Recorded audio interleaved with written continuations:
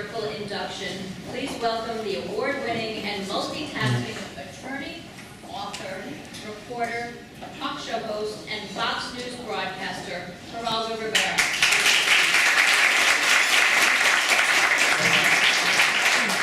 Real honor to be here and to follow Gabe Pressman, who's one of my heroes. I still feel like the young buckaroo following in his footsteps, his incredible footsteps. And here to honor Al Primo, one of the giants in my life, one of the giants in broadcast journalism. Flashback to May 1970.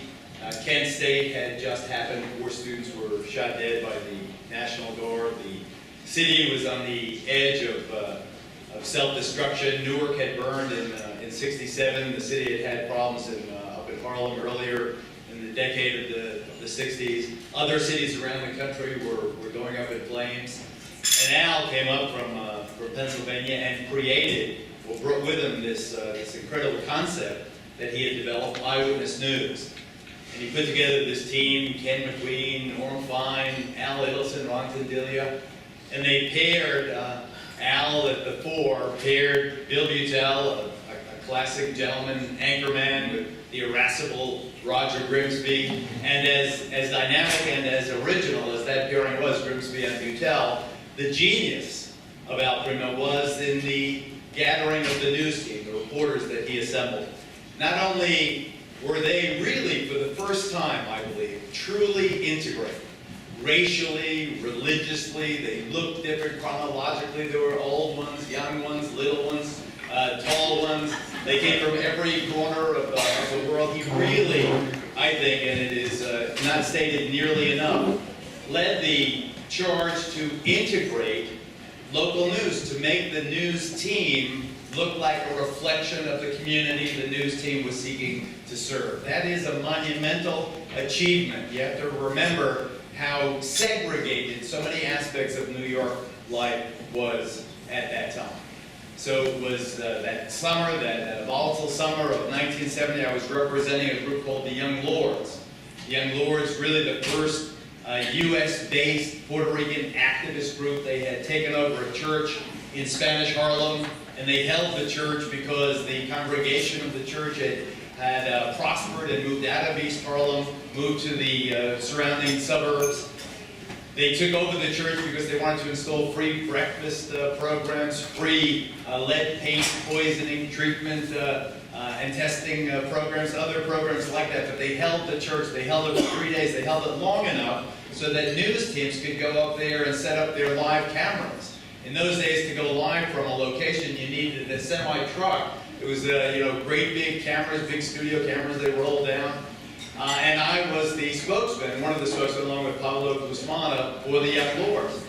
So Al spotted me. He communicated to me through Gloria Rojas, who I think was the first Latina ever to work in the broadcast industry. Gloria said to me, "You have to meet this guy." And I met him, and I said, I have no idea what reporters do. The only reporter I know is Jimmy Olsen from the old Superman series with Crash written on his hat. Al said, "Don't worry." He, along with Fred Friendly, got me into this Columbia University Graduate School of Journalism program, funded by the Ford Foundation, whose design was Fred and Al's to integrate the news team. And he brought me in.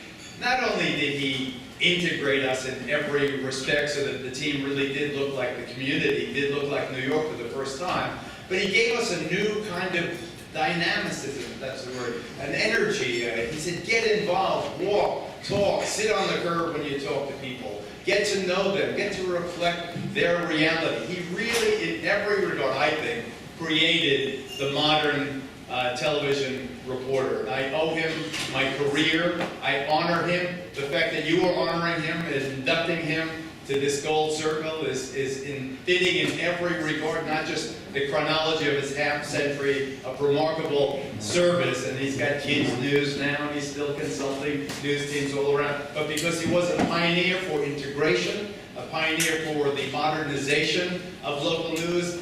Really, I think one of the true giants of the industry. I am honored to present to you the inductee for the Gold Circle, Al Primo.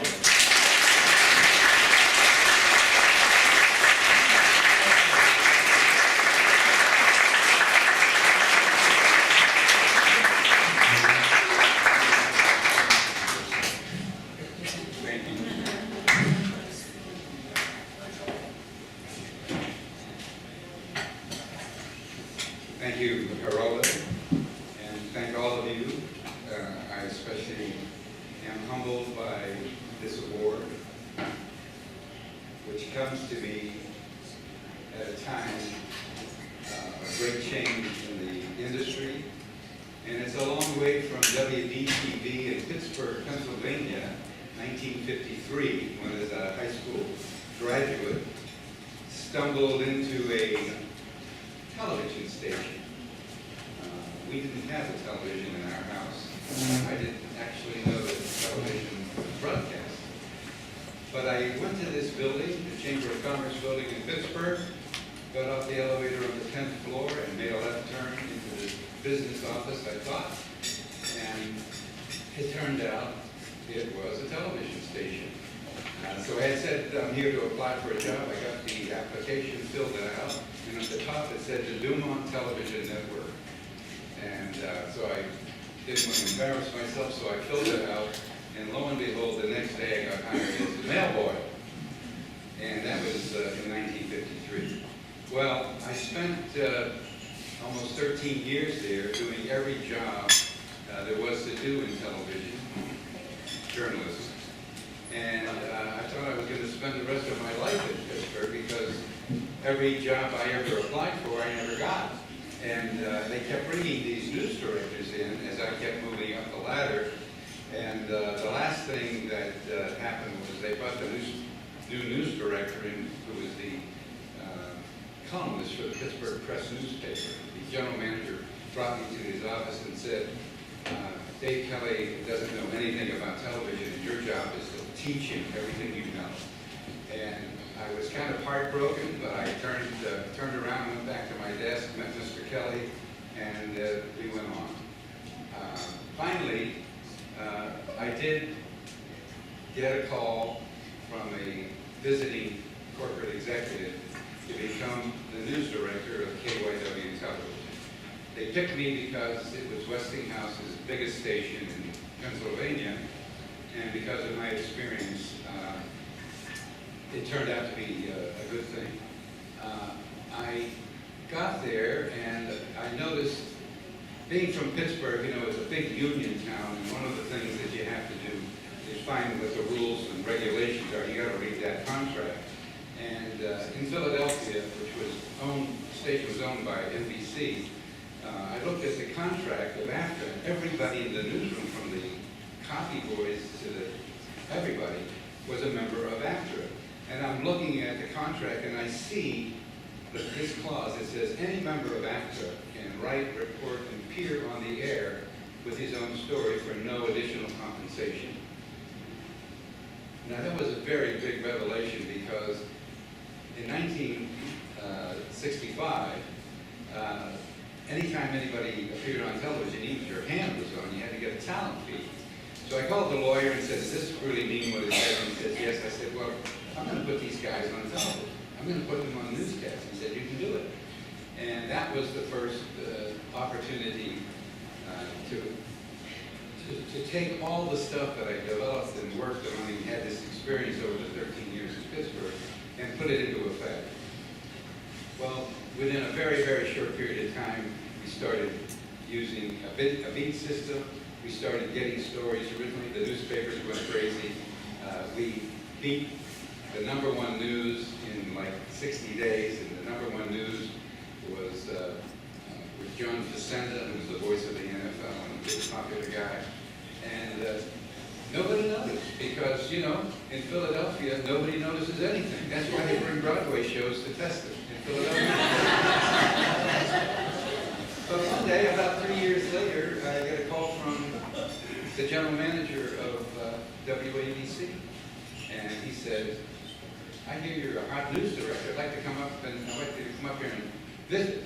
So I went up to visit with him, and you know, being a young 20-something, I came the day before and looked at all the news and so forth. And you know, Channel 2 had Jim Jensen. Channel 4 had a great team. Channel 5 had a great team. Channel 11 had a great team, and then on Channel 7 was Roger Grimsby and the Noisemakers, and that was their team.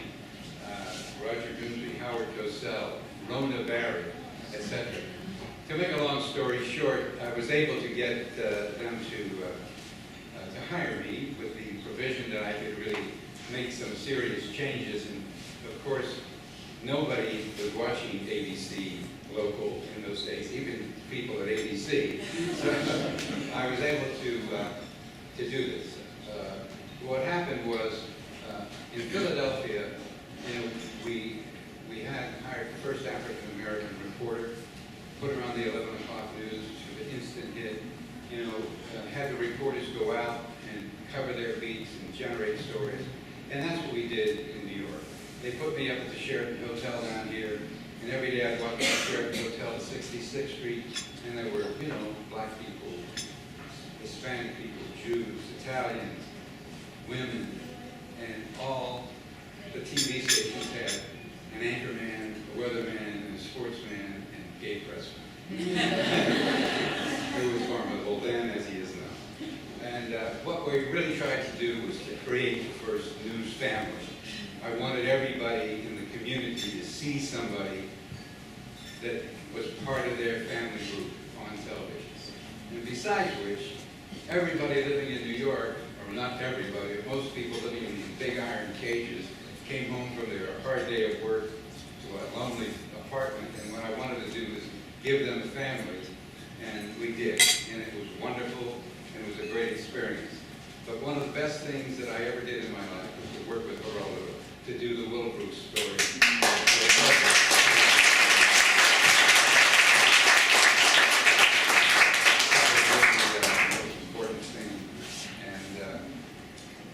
I'm forever grateful to that, and I'm at a stage in my life where you count your friends and your blessings, and a lot of my friends are here, and we're all blessed